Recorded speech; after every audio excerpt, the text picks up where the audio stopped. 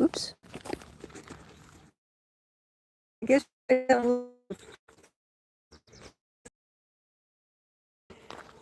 because I'm coming up the hill and didn't have internet. Welcome, welcome. It is another amazing day here at the A.C.E.S ranch. We're probably going to get some rain.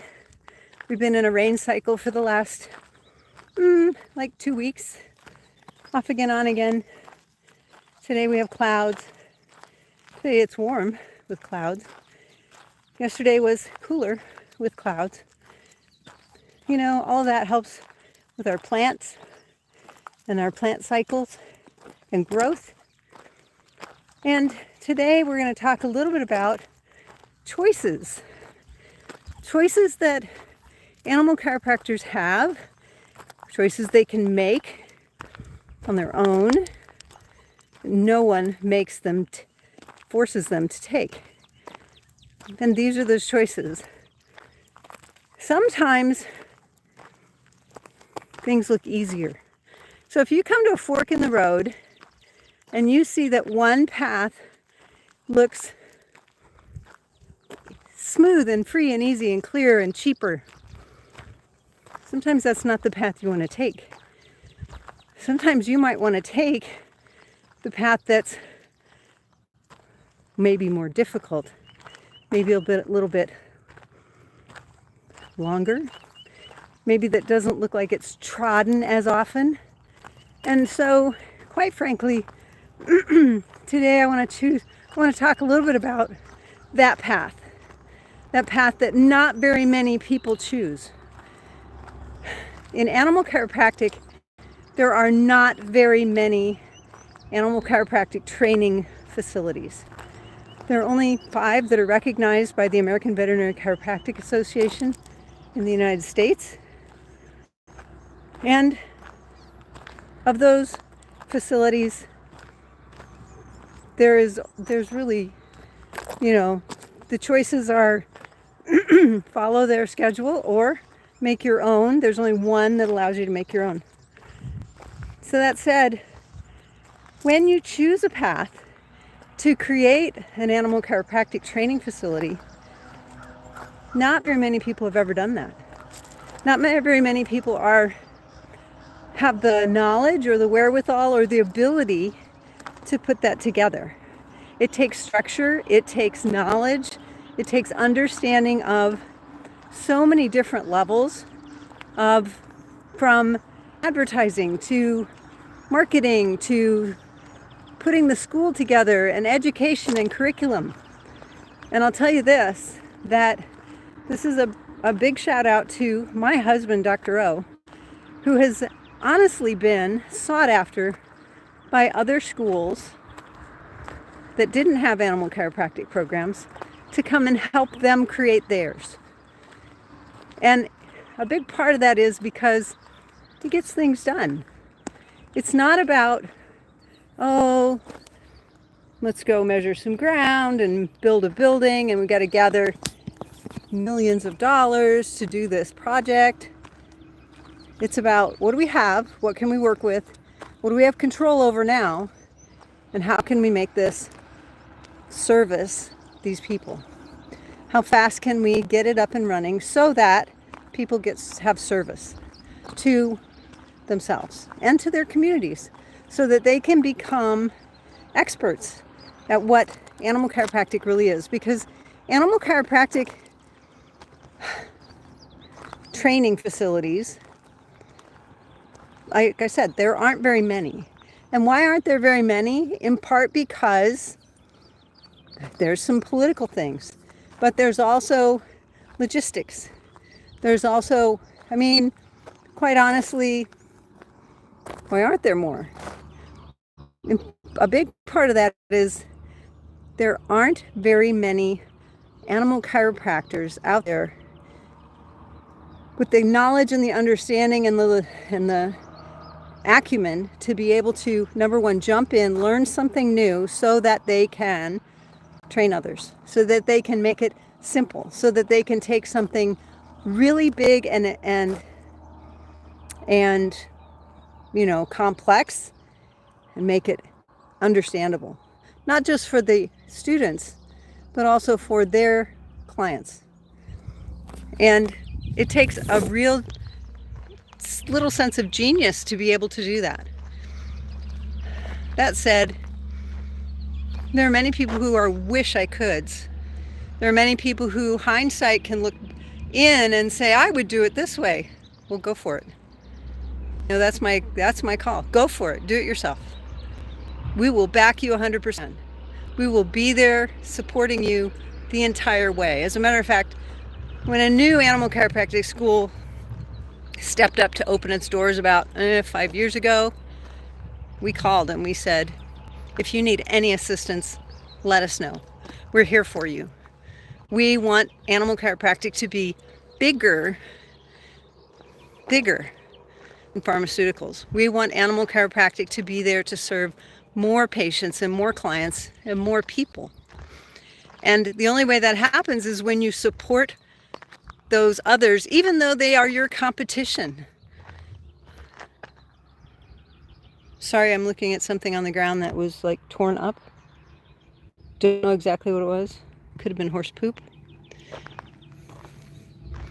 But when you support the new guy on the block, it's because you want your profession to grow. It's not because you want to kick them out. It's not because you want to overshadow them. I don't think that's what that says. And quite frankly, you really should choose what you have control over. There's Henry David Thoreau said in his book, I think it was on Walden Pond, that just because it's the majority doesn't make it right. So just because there are more people saying one thing, and it doesn't make it the right way. There are many times when something gets voted in, but it doesn't mean that it's the right decision. It doesn't mean that it's the ethical decision. It doesn't mean that it's going to further or improve the entire community. We've seen that. We saw it 5 years ago. And I'm going to have to catch this puppy. We saw that 5 years ago when, get the majority injected. And you know what? It turned out not to be in the best interest of the community. Although they sold it as that. And I don't think I have to explain myself on that one. I think most of you can probably come up with at least one example where that didn't work out so well. So today's conversation is what's in your control? What can you do to make animal chiropractic better in your community? What is in your grasp? What can you actually do today to make those changes?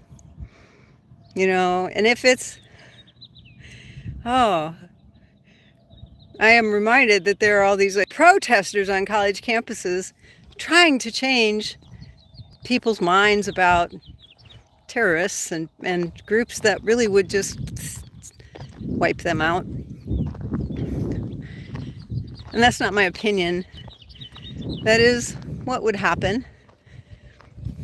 So protest is not probably a choice. It's not an actual action. It's not an activity that you can do to change your community, that you can do to change your world. So I'm going to address the elephant in the room, and that is that there is now a higher training for animal chiropractors who are chiropractors. Many of those chiropractors are fighting their state legislations to have access so that they can practice in their own states. And we're all for that. I think that there's a misunderstanding in the legislation about what animal chiropractic can do for them. And until they can see that, so this higher training will literally provide more research and more information in the form that those legislators will be able to read and understand. Right now, they don't get it. It's a little too foo-foo for them. And the important part there is that when these legislatures can understand better how animal chiropractic can help solve their problems, they will come calling. They will be asking animal chiropractors to help them resolve issues in their states that have to do with agriculture, that have to do with food, health and safety, that have to do with, there are so many things where animal chiropractic reaches into an entire community. And guys, it's out there. We need more animal chiropractors. And we also, this diplomate, for instance, is open to everyone who's certified. It's just that they may need to start at a different level within the diplomate stratus. It's not left anyone out. It's not excluded anyone. There is no exclusion clause. And it's being read incorrectly. There's a few things in history that many animal chiropractors don't know or understand. And to be quite honest, they should go back and learn some things. Because they might learn that, you know, if it weren't for my husband, Dr. O, some of them would not have the certifications that they have right now. It would never have existed. It was created as an exclusion principle for doctors who were training under Dr. O. And they are not excluded by any means from any moving forward. What choices can you make today? What could be your choice that would help move things forward more smoothly, more easily, more successfully? I have friends in California who are resisting things like, oh, I don't want to take the A.C.E.S test. They're fearful. They don't have to do it by themselves. There's nothing that says, oh, you have to do this on your own. You have to go figure it out. There are all kinds of ways to get help, to get guidance. I'm currently reading an amazing book by my friend Patty Giuliano. It's Holy Shit, I'm Gonna Be a Mom. Some of you should read it. In this book, she details her transformation from, I'm gonna be a perfect mom, I'm gonna do it all by myself, I'm gonna be the housewife, I'm gonna take care of my kids, I'm gonna also be a chiropractor, and it's gonna be perfect. Till the universe smacks her upside the head and puts her in bed for 3 weeks, and she realizes, crap, I need help. I need to reach out for assistance. I need to reach out for someone who is able to do these things, for someone who can help me manage the things that I don't have to be there to do.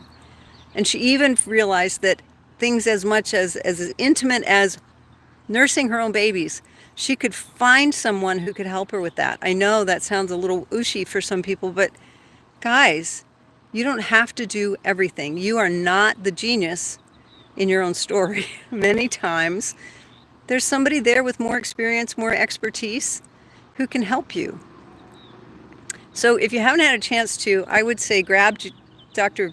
Giuliano's book on Amazon. It's Holy Shit, I'm Gonna Be a Mom.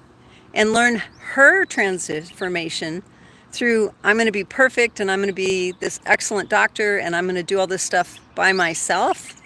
And recognize that in your own story, there may be times when you need to reach out to people who are there waiting to help you. If you're a veterinarian or a chiropractor who has yet to add animal chiropractic to your practice, and you would like a life that has less burnout, less overwhelm, more income, more patience, find us today at animalchiropracticeducation.com.